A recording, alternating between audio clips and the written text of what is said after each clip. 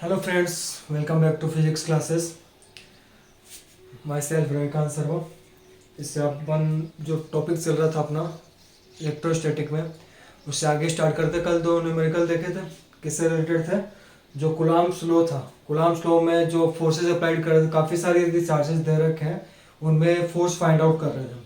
Force कैसे find out किया था कि यदि कोई भी सिस्टम ऑफ चार्जेस है, काफ़ी सारे चार्जेस हैं, उसमें सभी चार्जेस के द्वारा एक फिक्स चार्ज के जो फोर्स लगेगा, टोटल फोर्स जो होगा वो सभी चार्जेस के द्वारा जो फोर्स अप्लाई हो रहा है उस पर, उन सभी का क्या हो जाएगा? सम हो जाएगा। एक फोर्स, एक चार्ज पे अदर चार्जेस के द्वारा जो फोर्स लगेगा वो क्या होगा? अदर चार्जेस के द्वारा जो फोर्स लग रहा है उस पर, उन सभी का क्या होगा? सम होगा। टोटल फोर्स जो है वो सम हो जाएगा। देख लिया था अपन ने।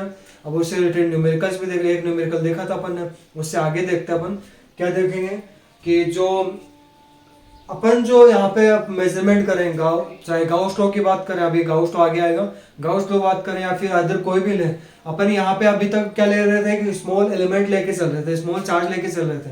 लेकिन ओनली वन पॉइंट चार्ज नहीं होगा, काफी सारे चार्ज भी हो सकते हैं, फिर कंप्लीट सरफेस होगी। अपन को ओनली पॉइंट चार्ज के कारण थोड़ी फाइंड आउट करना है फोर्स, कंप्लीट सरफेस के लिए फाइंड आउट करना पड़ेगा। तो कंप्लीट सरफेस कैसी भी हो सकती है, वन डायमेंशनल भी हो सकती है, टू डायमेंशनल भी हो सकती है और थ्री डायमेंशनल भी हो सकती है। यदि वन डायमेंशन जैसे वायर है, एक स्ट्रॉन्ग लॉन्ग स्ट्रेट वायर है, तो इसमें क्या होगी? ओनली लेंथ होगी। सेकंड, रेक्टेंगल यदि दे रखा है, रेक्टेंगल फॉर्म यानी टू डायमेंशनल हो जाएगा। ऐसे क्यूब और क्यूबॉइड है, वो क्या है? थ्री डायमेंशनल है। तो उनके लिए जब यदि फोर्स वगैरह फाइंड आउट करें तो उनके लिए एक प्रॉपर्टी काम में लेते हैं, उसे क्या बोलते हैं? Continuous charge distribution. Continuous charge distribution, continuous charge distribution. Charge का क्या करना है? कंटिन्यूअस क्या करना है? उसमें डिस्ट्रीब्यूशन करना है। अब जो अपन पॉइंट चार्ज नहीं लगे, कंप्लीट सरफेस ले रहे हैं, यदि कंप्लीट सरफेस ले रहे हैं तो कंप्लीट सरफेस थ्री टाइप्स में हो सकती है।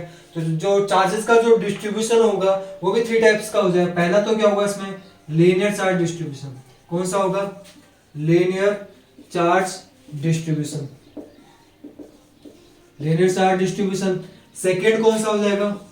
Surface charge distribution. Surface charge distribution. और जो थर्ड जो होगा वो कौन सा हो जाएगा? Volume charge distribution. Volume charge distribution. ठीक है। तो यानी जो चार्जेस का डिस्ट्रीब्यूशन करना है वन डायमेंशनल में, तब तो कौन सा हो जाएगा? Linear charge distribution. Two dimensional तब से क्या हो जाएगा? Surface charge distribution. और थ्री डायमेंशनल में तब क्या हो जाएगा? Volume charge distribution. पहले वाला देखते हैं अपन, लीनियर चार्ज डिस्ट्रीब्यूशन को देखेंगे। लीनियर चार्ज डिस्ट्रीब्यूशन को यदि देखें अपन, लीनियर चार्ज डिस्ट्रीब्यूशन को देखें तो उसमें क्या होगा? लीनियर चार्ज डिस्ट्रीब्यूशन में क्या होगा? अभी जो बताया मैंने कि जो चार्ज का डिस्ट्रीब्यूशन जो क्या हो, ओनली वन डायमेंशन में यदि हो तो उसे क्या बोलेंगे? Linear charge distribution. चार्जेस का डिस्ट्रीब्यूशन करवाना है कहां पे? लीनियर पे। लीनियर पे जैसे लॉन्ग स्ट्रेट इनफिनिट वायर है, वायर कैसा? उसमें ओनली लेंथ है, लेंथ यानी वन डायमेंशनल है। वन डायमेंशन में जो चार्ज का डिस्ट्रीब्यूशन होगा उसे क्या बोलेंगे? Linear charge distribution. अब इससे यदि निकालें, कैलकुलेट करने का तरीका क्या है इसमें? यदि मान लें तो कोई भी वायर दे रखा है, कोई भी स्ट्रेट वायर है, उसकी यदि टोटल लेंथ तो कितनी दे रखी है? एल दे रखी है। कितनी दे रखी है? एल दे रखी है। अब यदि इस पे स्मॉल एलिमेंट लेके चले इस वायर का, ए बी वायर है, उसकी टोटल लेंथ तो स्मॉल एल है। अब यदि स्मॉल एलिमेंट लेंथ ले, स्मॉल एलिमेंट लेंथ कितनी ले लें? यहाँ पे ले लिए डेल्टा स्मॉल एल। अब यदि small element length delta L है तो उस पर चार्ज मानना पड़ेगा। चार्ज कितना मान लें? इस पे डेल्टा क्यू। जो स्मॉल एलिमेंट लेंथ ली है उसका कितने मान? डेल्टा एल है, और जो चार्ज है वो कितना है? Delta Q. अब यहां से क्या करते हैं अपन? फाइंड आउट करते हैं, इससे स्मॉल आर डिस्टेंस पर फाइंड आउट करें। यहाँ पे कोई स्ट्रेस चार्ज है क्यू नोट, कितने डिस्टेंस पे है? आर डिस्टेंस पे दे रखा है। कितने डिस्टेंस पे दे रखा है? आर डिस्टेंस पे दे रखा है। तब अपन को linear charge distribution find out करना है। लीनियर चार्ज डिस्ट्रीब्यूशन जब भी फाइंड आउट करते हो तो उसके लिए सिंबल काम में लेते हैं लेम्डा। क्या काम में लेंगे? लेम्डा। अब लेम्डा क्या होगा? Linear charge density. इसको क्या बोलेंगे? Linear charge, linear charge density. Linear charge density.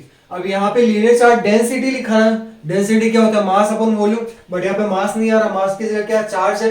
Charge कितना ले रखा है, स्मॉल एलिमेंट, चार्ज कितना है, delta Q upon volume, volume नहीं लेके यहाँ पे क्या होगी, लेंथ, तो क्या हो जाएगा, मास की जगह क्या होगा, चार्ज, चार्ज कितना दे रहा है, डेल्टा क्यू, और जो लेंथ है वो कितनी है, डेल्टा एल। तो यहाँ पे स्मॉल के लिए डेल्टा काम में ले रहा है, ऊपर भी न्यूमरेटर में डिनोमिनेटर में भी क्या लेंगे, डेल्टा काम में लेंगे। अब इसकी यूनिट यदि देखें, यूनिट यदि जो स्मॉल लीनियर चार्ज डेंसिटी उसकी जो यूनिट देखें, तो यूनिट क्या लिखोगे इसकी, कूलम पर मीटर, क्या लिख दोगे, कूलम पर मीटर, तो ये यूनिट होगी इसकी।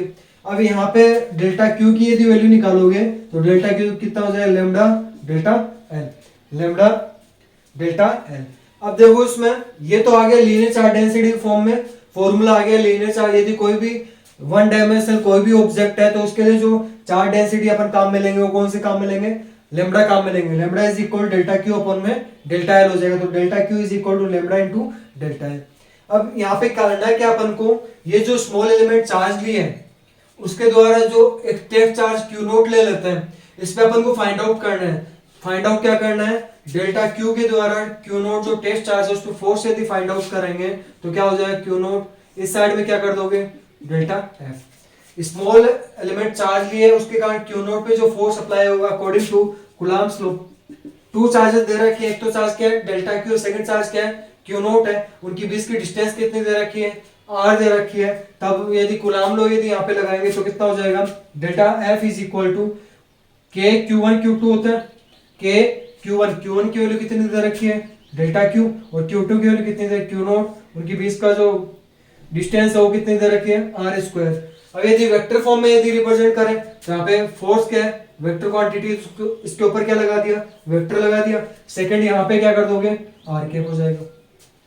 तो इसमें जब आगे सोल्व करेंगे, ये तो था स्मॉल एलिमेंट के लिए, किसके लिए था, स्मॉल एलिमेंट के लिए। यदि कंप्लीट वायर के कारण इस टेस्ट चार्ज क्यू नोट पे यदि फोर्स फाइंड आउट करना है तो मैंने पहले बताया था, यदि स्मॉल क्वांटिटी यदि फाइंड आउट कर रहे हो तब तो अपन करते हैं डिफरेंशिएशन, यदि कंप्लीट का यदि फाइंड आउट करोगे तब अपन क्या करते हैं उसका इंटीग्रेशन। तो इस साइड में भी इंटीग्रेशन डेल्टा एफ वेक्टर, और इस साइड में भी क्या हो जाएगा, इंटीग्रेशन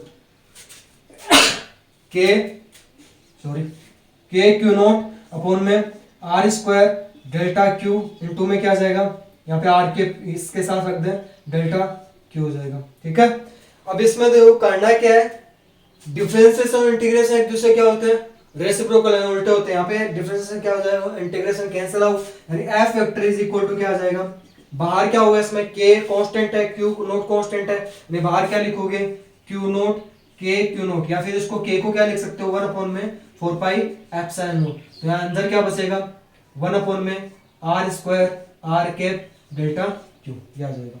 ठीक है, डेल्टा क्यू। अब यदि डेल्टा क्यू को जो चार्ज है उसको लीनियर चार्ज डेंसिटी के फॉर्म में यदि रिप्रेजेंट करना चाहें तो कैसे कर सकते हैं, तो F vector is equal to, एक फॉर्मूला तो ये चार्ज की फॉर्म में हो गया, नेक्स्ट जो है लीनियर चार्ज डेंसिटी फॉर्म में लिखे तो डेल्टा क्यू की जगह क्या लिख सकता है, lambda into delta F vector is equal to कितना आ जाएगा, क्यू अपॉन में 4 पाई एप्सिलॉन नोट 1 अपॉन में आर स्क्वायर आर के डेल्टा क्यू की वैल्यू कितनी है, लैम्डा डेल्टा एल इनटू में क्या आ जाएगा, आर के, यानी जो फॉर्मूला बनेगा अपने पास जो फोर्स फाइंड आउट करने वो कितना बन जाएगा, क्यू लैम्डा अपॉन में 4 पाई एप्सिलॉन नोट, यहाँ पे कितना बन जाएगा, आर के अपॉन में क्या आ जाएगा, डेल्टा एल भी तो है, डेल्टा एल अपॉन में R square, delta L upon में आर स्क्वायर इनटू में क्या आ जाएगा, आर के। ये क्या आ गया, कोई भी यदि लीनियर चार्ज है, कोई भी यदि लीनियर चार्ज है तो उसके द्वारा स्मॉल आर डिस्टेंस पे जो फोर्स फाइंड आउट करना है फॉर्मूला ये आ गया। अब सेकंड ऐसे ही करना है, नेक्स्ट वाला जो होगा वो भी क्या है, ये तो था लीनियर यानी वन डायमेंशन कोई ऑब्जेक्ट है तब उसके लिए फोर्स फाइंड आउट करने का मेथड।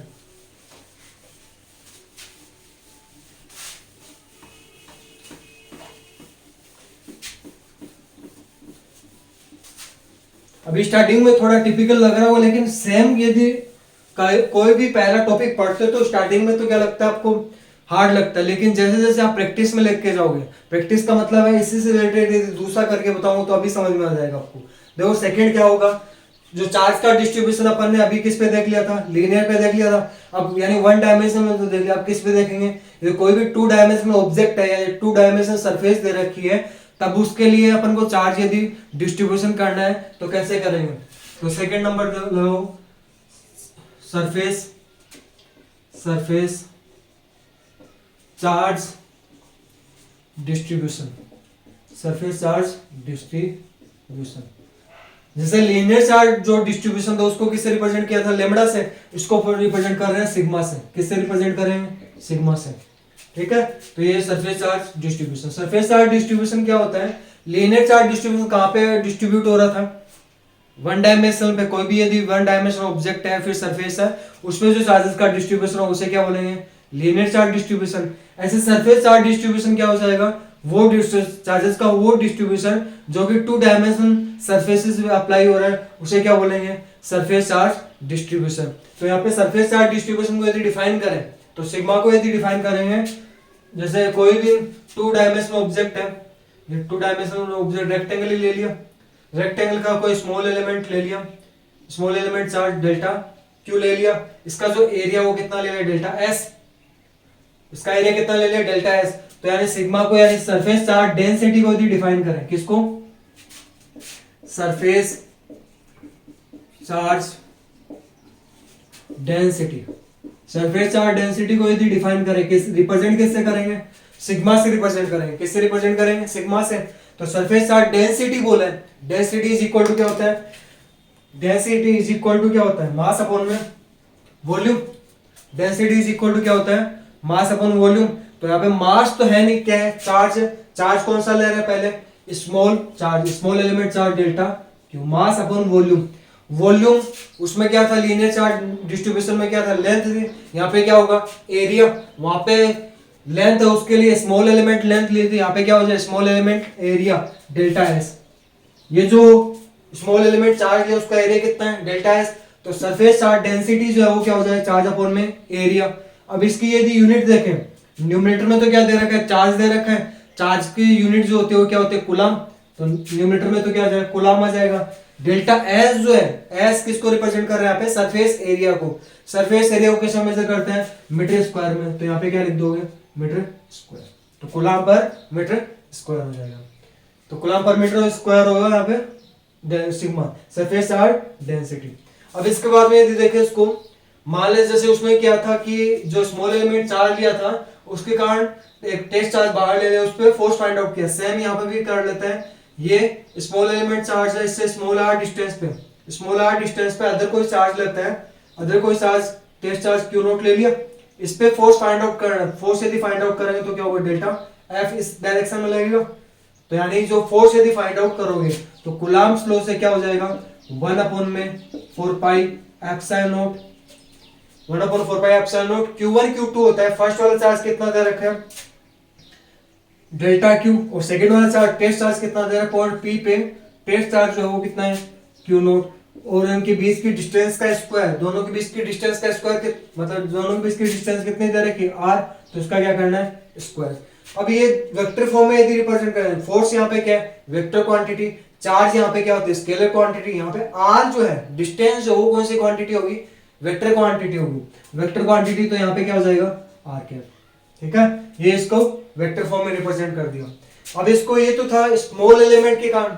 यदि कंप्लीट 2 डायमेंशनल कोई भी यदि सरफेस है उसके कारण यदि फोर्स यदि फाइंड आउट करना है स्टेट चार्ज क्यू नोट पे, तब मैंने क्या बताया था, यदि स्मॉल का फाइंड आउट करना है तब तो डिफरेंशिएशन करोगे, और यदि कंप्लीट सरफेस का यदि फाइंड आउट करना है तब क्या कर दोगे, इंटीग्रेशन कर दोगे, दोनों साइड में इंटीग्रेशन कर दो। तो क्या हो जाएगा, integration delta F vector is equal to integration 1 upon में 4 pi epsilon naught delta Q naught upon में क्या आ जाएगा, आर स्क्वायर इंटू में क्या आ जाएगा, आर के। यहाँ पे जब इंटीग्रेशन करोगे, इंटीग्रेट करोगे तो यहाँ पे डेल्टा एफ वेक्टर का इंटीग्रेशन जो होगा वो कितना हो जाएगा, एफ वेक्टर बचेगा। इसमें देखो क्या करना है आपको, Q naught upon 4 pi epsilon not तो एक बार बाहर लेके आ जाओ, Q naught upon 4 pi epsilon not जब बाहर लेके आओगे, इंटीग्रेशन के अंदर क्या बचेगा, डेल्टा क्यू अपॉन में आर स्क्वायर इंटू में क्या आ जाएगा, आर के। तो इसमें एफ एक तो फॉर्मूला ये हो गया, कोई भी यदि स्मॉल एलिमेंट चार्ज है तो उसके कारण फोर्स यदि फाइंड आउट करना है पॉइंट चार्ज पे, तब ये वाला फॉर्मूला काम में लेंगे। अब यदि डेल्टा क्यू जो है, डेल्टा क्यू की वैल्यू यदि यहां से निकालोगे तो कितना हो जाएगा, sigma into delta S.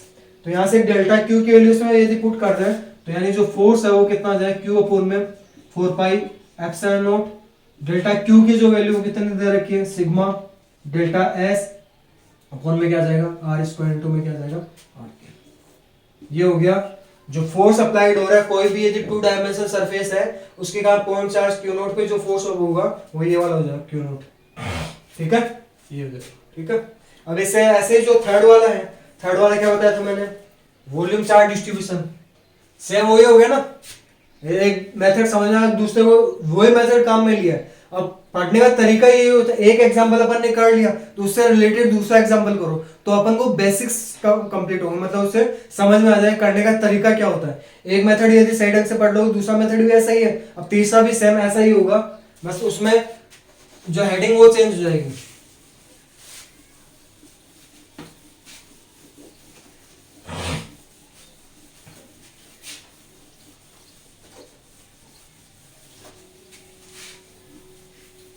Next देखो इसमें क्या बोला मैंने, पहला तो पढ़ा था linear charge distribution. Linear charge distribution किसके लिए था, वन डायमेंशन जो भी सरफेस है उसके लिए लीनियर चार्ज डिस्ट्रीब्यूशन काम में लेंगे। सेकंड क्या बोला है, surface charge distribution. Surface charge distribution किसके लिए होगा, 2 डायमेंशन जितने भी सरफेसेस है उसके लिए सरफेस चार्ज डिस्ट्रीब्यूशन होगा। थर्ड जो है अभी जो लिखूंगा वो होगा volume charge distribution. Volume charge distribution, volume charge distribution. Volume charge जो डिस्ट्रीब्यूशन होगा उसको रिप्रेजेंट करते हैं रो से। किससे रिप्रेजेंट करेंगे, रो से। लीनियर चार्ज डिस्ट्रीब्यूशन उसको किससे रिप्रेजेंट किया था, लेम्डा से। और जो सरफेस चार्ज डिस्ट्रीब्यूशन है उसको सिग्मा से। ऐसे वॉल्यूम चार्ज डिस्ट्रीब्यूशन है उसको किससे रिप्रेजेंट करेंगे, रो से। किससे रिप्रेजेंट कर देंगे, रो से। अब देखो करना है क्या आपको, जो लीनियर चार्ज डिस्ट्रीब्यूशन वो किसके लिए था, वन डायमेंशनल जितने भी सरफेस है उनके लिए लीनियर चार्ज डिस्ट्रीब्यूशन काम में लेंगे। सेकंड कौन सा था, surface charge distribution. Surface charge distribution के कौन सी सरफेस के लिए, 2 डायमेंशन जो भी सरफेस है उसके लिए सरफेस चार्ज डिस्ट्रीब्यूशन। ऐसे वॉल्यूम चार्ज डिस्ट्रीब्यूशन क्या हो जाएगा, 3 डायमेंशन जितने भी सरफेसेस हैं उनके लिए जो डिस्ट्रीब्यूशन काम में लेंगे वो कौन सा हो जाएगा, वॉल्यूम चार्ज डिस्ट्रीब्यूशन। इसको किससे रिप्रेजेंट कर रहे हैं, रो से। डिफाइन कैसे करेंगे, यदि कोई भी 3 डायमेंशनल ऑब्जेक्ट है, जैसे ये ले लिया मैंने, क्या लिया है, क्यूब, या फिर क्यूबोर्ड ले लो, कोई सा भी लो, क्यूब ले लो या फिर स्पेयर ले लो। स्पेयर को भी 3 डायमेंशनल ऑब्जेक्ट के फॉर्म में, सर्कल नहीं है, वो क्या है यहाँ पे स्पेयर है। स्पेयर को भी कौन से फॉर्म में मानते हैं, 3 डायमेंशनल ऑब्जेक्ट की फॉर्म में मानते हैं, क्योंकि इसका भी क्या होगा, वॉल्यूम होगा। तो यहाँ पे देखो ये जो क्यूब लिया है इस पे क्या मान लेते हैं कि स्मॉल एलिमेंट ले लिया, इसका स्मॉल एलिमेंट लिया तो वो भी किसकी फॉर्म में होगा, क्यूब की फॉर्म में होगा। ये जो क्यूब लिया है इस पे चार्ज जो है स्मॉल लिया तो स्मॉल चार्ज कितना मान लें, डेल्टा क्यू। सेम वही प्रोसेस चल रहा है ना। अब यहाँ पे पहले वाले में डेल्टा एल उसकी लेंथ मानी थी, सेकंड वाले में सरफेस माना था, यहाँ पे वॉल्यूम मानेंगे। वॉल्यूम कितना मान ले इसका, डेल्टा वी। तो यहाँ पे ध्यान रखना जब भी लेंथ ले तो लेंथ ही आएगी, यदि एरिया ले रहे हो तो उसमें 2 डायमेंशन आएंगे, कोई सी भी आ सकती है, लेंथ ब्रीथ आ सकती है 2 डायमेंशन हो गई, ब्रीथ हाइट आ सकती है 2 डायमेंशन हो सकती है, फिर हाइट और लेंथ भी आ सकती है 2 डायमेंशन होगी, 2 डायमेंशन सरफेस के लिए। ऐसे ही 3 डायमेंशन का मतलब क्या है, लेंथ भी हो उसमें, ब्रीथ भी हो उसमें और हाइट भी हो। सर इसमें तो नहीं है, स्पेयर में नहीं है, लेकिन वहां पे रेडियस है। रेडियस का क्या करते हैं, जब इसमें वॉल्यूम ऑफ स्पेयर जब निकालते तब क्या लिखते हैं, 4/3 पाई आर क्यूब। तो यहाँ पे रेडियस इसकी क्या हो गई, लेंथ ब्रीथ हाइट तीनों में हो गई। तो इसमें ये क्या हो गया, यहाँ पे क्या माना है, एक स्मॉल एलिमेंट क्यूब माना है जिसका चार्ज कितना दे रखा है, डेल्टा क्यू है, उसका वॉल्यूम कितना दे रखा है, डेल्टा वी। तो यहाँ पे जब वॉल्यूम चार्ज डेंसिटी को जब डिफाइन करेंगे, वॉल्यूम चार्ज डेंसिटी को जब डिफाइन करेंगे तो कैसे लिखेंगे, रो से रिप्रेजेंट करेंगे, यहाँ पे कर रखा है। डेंसिटी है तो mass upon volume, density mass के किस जगह, यहाँ पे क्या देगा, चार्ज क्या लिखोगे, डेल्टा क्यू अपॉन वॉल्यूम कितना दे रखा है इसका, डेल्टा वी। तो यहाँ पे अपन को करना क्या है, चार्ज अपॉन वॉल्यूम है ना, तो चार्ज की अब यूनिट यदि देखें इसकी, तो चार्ज अपॉन वॉल्यूम, चार्ज की यूनिट क्या होती है, किसमें मेजर करता है, कूलाम में, अपॉन वॉल्यूम को किससे मेजर करता है, मीटर क्यूब में, कूलाम पर मीटर क्यूब हो गया। ठीक है, ये तो हो गया वॉल्यूम चार्ज डेंसिटी को फॉर्म में डिफाइन करेंगे। ऐसे ही अपन क्या निकाल रहे थे, फोर्स फाइंड आउट कर रहे थे। पहला तो क्या कर रहे थे कि स्मॉल एलिमेंट चार्ज के कारण इससे स्मॉल आर डिस्टेंस पे यदि क्या फाइंड आउट करें, फोर्स यदि फाइंड आउट करना है, पॉइंट पी पे मान लिया कोई टेस्ट चार्ज है क्यू नोट, उस पे फोर्स फाइंड आउट करना है इसके कारण, स्मॉल एलिमेंट चार्ज के कारण, तो यहाँ पे कितना लग जाएगा, इस पे फोर्स जो लगेगा स्मॉल एलिमेंट के कारण वो कितना लग जाएगा, डेल्टा एफ वेक्टर। तो डेल्टा एफ वेक्टर यदि निकालना है तो फॉर्मूला क्या होता है अपने पास, के Q1 Q2 अपन में आर स्क्वायर, के की जगह यहाँ पे क्या काम में ले सकते हैं अपन 1/4 पाई एप्सिलॉन नॉट, क्योंकि ये जो चार्ज ले रहा हूँ कहाँ पे, एयर में प्रेजेंट है। के पहला तो क्या दे रखा है, डेल्टा क्यू नॉट अपॉन में क्या दे रखा है, आर स्क्वायर, वेक्टर के फॉर्म में रिप्रेजेंट कर रहे हो तो यहाँ पे यूनिट वेक्टर आर कैप हो जाएगा। ठीक है, अब देखो इसमें ये तो था स्मॉल के कारण, कंप्लीट के लिए यदि फाइंड आउट करना है, स्मॉल के लिए कर रहे हो कैलकुलेट तब तो डिफरेंशिएशन कर देना, यदि कंप्लीट के लिए यदि फाइंड आउट कर रहे हो तब क्या करोगे, इंटीग्रेशन करोगे। तो यहाँ पे क्या कर दो, कंप्लीट के लिए फाइंड आउट करने के लिए इसका क्या कर दे, इंटीग्रेशन कर दे, यहाँ पे कर देता हूं मैं। इंटीग्रेशन यदि करें तो यहाँ पे डिफरेंशिएशन से इंटीग्रेशन कैंसिल आउट, तो एफ वेक्टर बचेगा। इसमें से अंदर से क्या लेके आए, जो कांस्टेंट क्वांटिटी है क्यू नॉट अपॉन में 4 पाई एप्सिलॉन कांस्टेंट है जो कि आर पे डिपेंड नहीं कर रहा। नेक्स्ट जो दे रखा है इसके अंदर क्या बचेगा, डेल्टा क्यू अपॉन में क्या बचेगा, आर स्क्वायर आर कैप। यहाँ पे जो चार्ज है डेल्टा क्यू जो चार्ज है, delta Q is equal to कितना हो जाएगा, रो डेल्टा वी आ जाएगा। तो यहाँ पे वैल्यू जब रखेंगे तो F vector is equal to कितना आ जाएगा, क्यू नॉट अपॉन में कितना हो जाएगा, 4 पाई एप्सिलॉन नॉट। अब जो स्मॉल एलिमेंट चार्ज है उसको क्या लिख सकते हैं इस वाले फॉर्मूले से, रो डेल्टा वी अपॉन में क्या आ जाएगा, आर स्क्वायर इंटू में क्या आ जाएगा, आर के। ये क्या आ गया, कोई भी यदि वॉल्यूम चार्ज डिस्ट्रीब्यूशन है तो उसके द्वारा किसी भी टेस्ट चार्ज क्यू नोट पे जो फोर्स अप्लाई होगा हो जाए Q naught upon 4 pi epsilon naught rho DV delta V upon R square into R के। ठीक है, ये हो गया आपका चार्जेस का डिस्ट्रीब्यूशन। नेक्स्ट जो टॉपिक है, जो अपना चैप्टर स्टार्ट हुआ था जिस टॉपिक के नाम से इलेक्ट्रिक फील्ड, वो अपन पढ़ेंगे। यह भी जो बेसिक्स है, बेसिक क्लियर करना बहुत जरूरी है।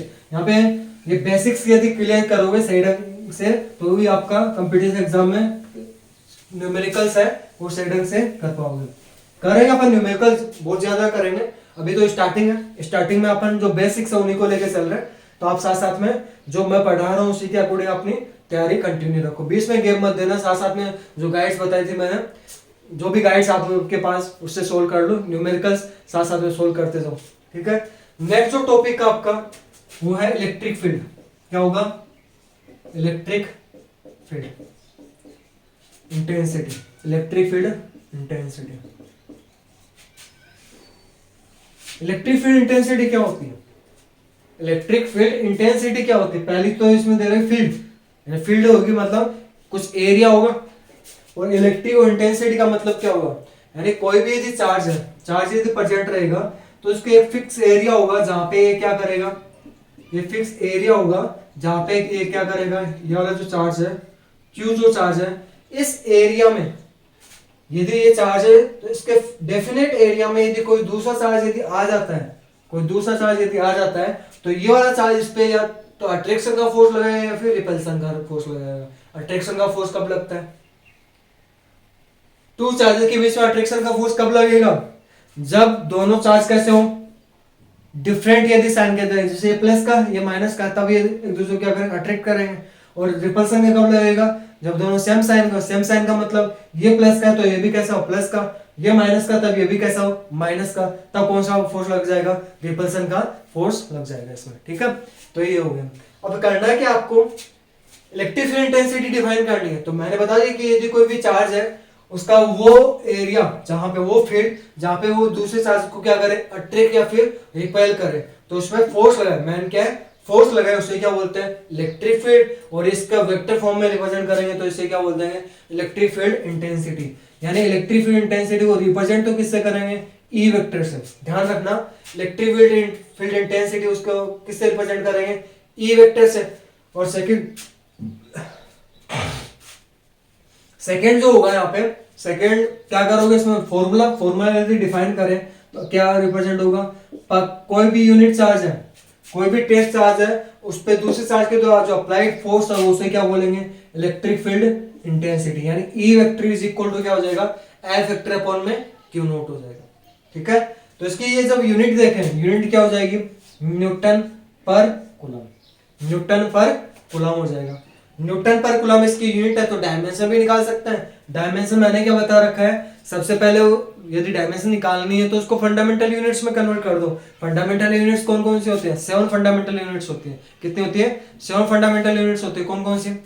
सबसे पहले मास की यूनिट किलोग्राम, सेकेंड लेंथ की यूनिट मीटर, थर्ड वॉल्यूम नहीं होगा, मास, लेंथ, टाइम की यूनिट किस में मेजर करते हैं? टाइम को सेकंड में। थर्ड जो होगा, फोर्थ जो होगा वो क्या होगा? करंट, इलेक्ट्रिक करंट को किस में मेजर करेंगे? एम्पियर में। फिफ्थ जो है वो क्या हो जाएगा?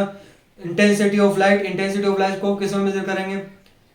ल्यूमेन में। ठीक है। और जो नेक्स्ट और 6 नंबर जो है, सब्सटेंस को मेजरमेंट करने के लिए क्या काम में लेते हैं? मोल। और 7 जो है वो क्या हो जाएगा? नेक्स्ट जो है वो कौन सा हो जाएगा? Intensity, lumen, candela. Intensity candela हो जाएगी। तो यहाँ पे क्या हो? न्यूटन पर कूलम हो गए। न्यूटन पर कूलम को क्या लिखते हैं? इसके डायमेंशन यदि रिप्रेजेंट करें, तो मैंने क्या बताया था पहले, इसको फंडामेंटल यूनिट में कन्वर्ट करना। फंडामेंटल यूनिट में यदि कन्वर्ट करें तो न्यूटन को क्या लिख सकते हैं? किलोग्राम इंटू मीटर पर क्या हो जाएगा? Second square. कैसे आया? न्यूटन किसकी यूनिट है? फोर्स की यूनिट है। तो न्यूटन सेकंड लॉ क्या था? F is equal to M A. Force is equal to क्या होता है? Mass into acceleration. मास को किससे मेजर करता है? किलोग्राम में। और जो एक्सेलरेशन है उसको किससे मेजर करेंगे? मीटर पर सेकंड स्क्वायर में। तो क्या हो जाएगा? किलोग्राम इंटू मीटर पर second square.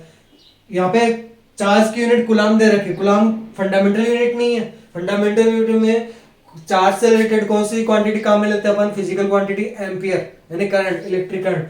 I is equal to क्या होता है अपने पास? क्यू अपॉन में टी, यानी जो चार्ज है क्यू इज इक्वल टू कितना हो जाएगा? I T. तो यहाँ पे जो चार्ज कूलम है उसकी जगह क्या लिख सकते हैं? Ampere into second. Ampere into second.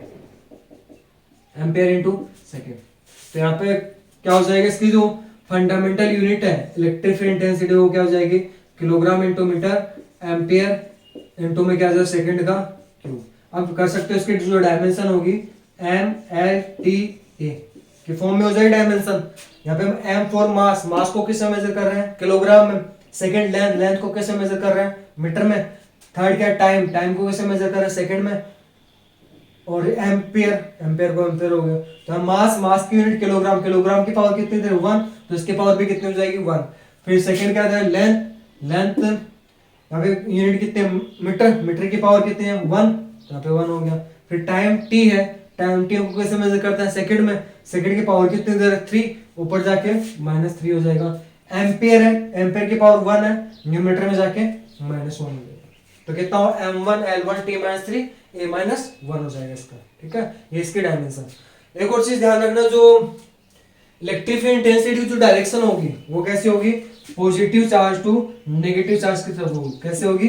Positive charge to negative charge की तरफ इलेक्ट्रिक फील्ड इंटेंसिटी की डायरेक्शन होगी। ठीक है।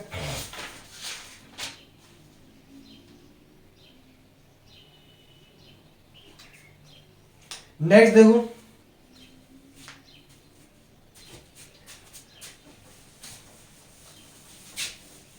नेक्स्ट जो टॉपिक है इससे इलेक्ट्रिक फील्ड इंटेंसिटी से रिलेटेड है।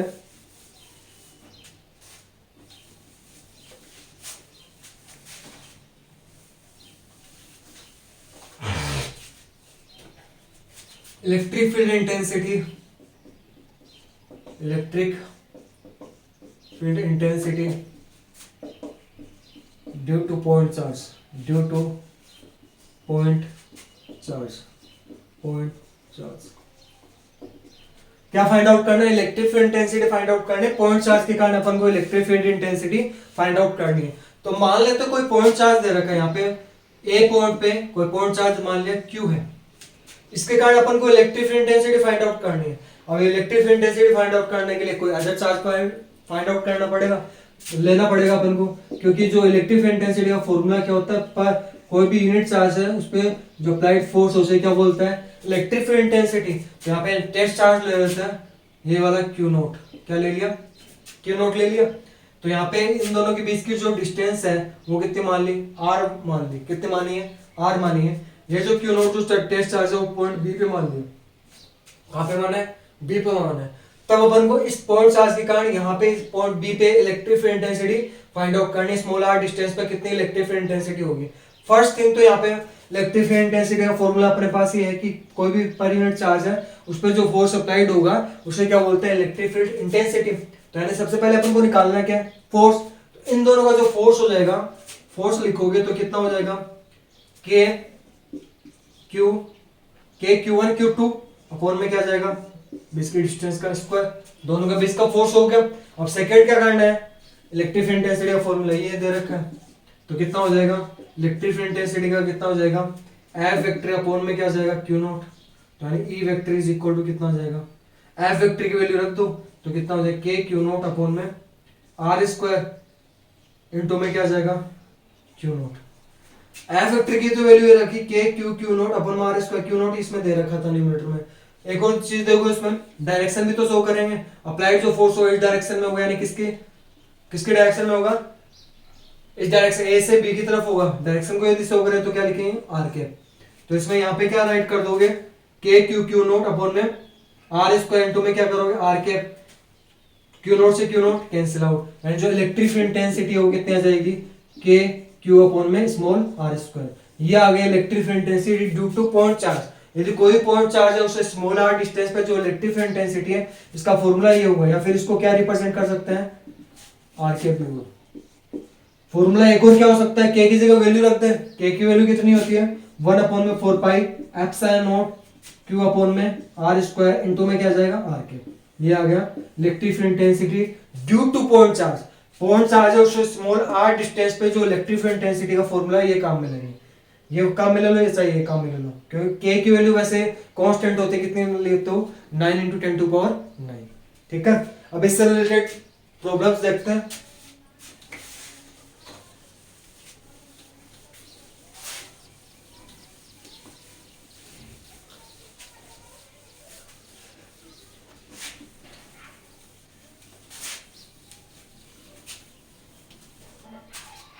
ठीक है, नेक्स्ट अब इससे रिलेटेड प्रॉब्लम यदि देखें,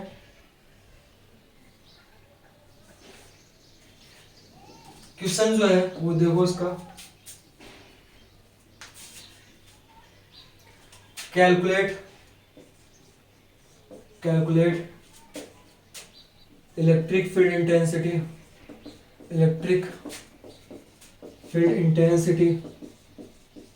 calculate electric field intensity due to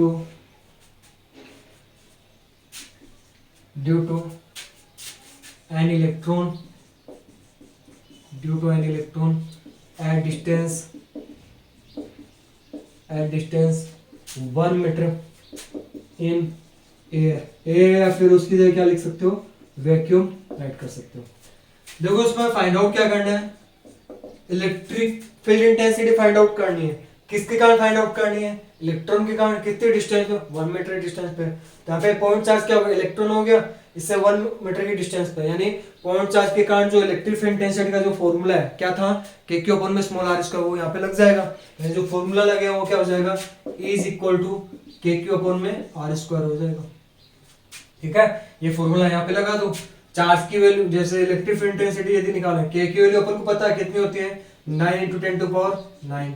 charge Q यहाँ पे कौन सा दे रखा है, चार्ज कौन सा दे रखा है, इलेक्ट्रॉन पे चार्ज कैसे होता है, -1.6 × 10⁻,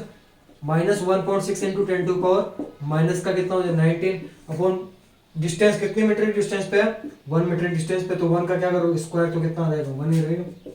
E is equal to minus कितना हो जाए, 69 से कितना कर दोगे, 9 6 या 54 5 144, 69 से कितना होता है 144 इंटू 10⁻, कितना लगेगा वो देखो, 10⁹ और 10⁻−19। बेस सेम है तो पावर्स क्या होंगी, ऐड हो जाएंगी। 9 - 19 कितना हो जाएगा, माइनस का कितना हो जाएगा 10 हो जाएगा। तो यहाँ पे ये काम में लेंगे। अब इलेक्ट्रिक इंटेंसिटी है, एक पॉइंट और लगेगा ना इसमें, ये 1 डिजिट का पॉइंट ये और लग जाएगा। ठीक है, तो उसके जो वैल्यू जो इलेक्ट्रिक इंटेंसिटी वो कितनी आ जाएगी। इलेक्ट्रिक इंटेंसिटी किस में मेजर करते हैं, न्यूटन पर कूलम में। किसे मेजर करेंगे, न्यूटन पर कूलम में मेजर करेंगे। ठीक है, ये होगी इसकी वैल्यू। नेक्स्ट न्यूमेरिकल जो है,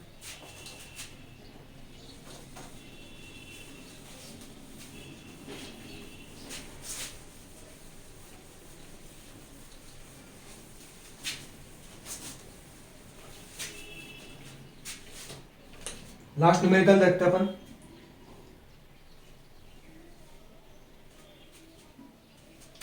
नेक्स्ट न्यूमेरिकल जो है, a force of 2.25 Newton is work on a charge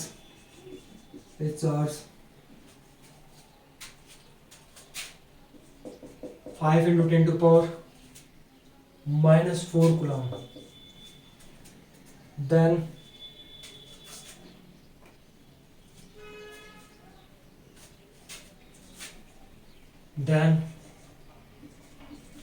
calculate electric field intensity. तब अपन को क्या फाइंड आउट करना है, electric field intensity find out करनी है। तो देखो इसमें जो क्वेश्चन है जो दे रखा है उसी के अकॉर्डिंग फॉर्मूला काम में लेना है। एक फोर्स बताया, फोर्स कितने न्यूटन का अप्लाई कर रहे हैं, 2.25 न्यूटन का फोर्स अप्लाई कर रहे हैं ऑन ए चार्ज, यानी क्यू की वैल्यू दे रखी, कितनी दे रखी है 5 into 10 to power minus 4 coulomb का जो चार्ज उस पे इतना फोर्स अप्लाई हो रहा है। तो वहां पे क्या करना है, electric field intensity find out करना है। तो डायरेक्ट फॉर्मूला लग जाएगा इस पे, E is equal to F/1 में Q। F की वैल्यू कितनी है 2.25, जो चार्ज है उसकी वैल्यू कितनी है 5 into 10 to power minus 4। अब करना क्या है इसमें, 225 में 5 का डिवाइड देना है, तो कितना हो जाएगा 5 4 से कितना होगा, एक बार पॉइंट को तो हटा दो, डायरेक्ट डिवाइड दे दो। 225 5 का डिवाइड देना है, 5 4 से कितना होगा 20, रिमाइंडर कितना बच रहा है 2 बच रहा है, 2 और 5 25 हो जाएगा, तो 5 5 से कितना हो जाएगा 25। अब देखो न्यूमरेटर में क्या बचेगा 10 to power minus 2 इधर बच रहा है और 10 to power minus 4 ये है।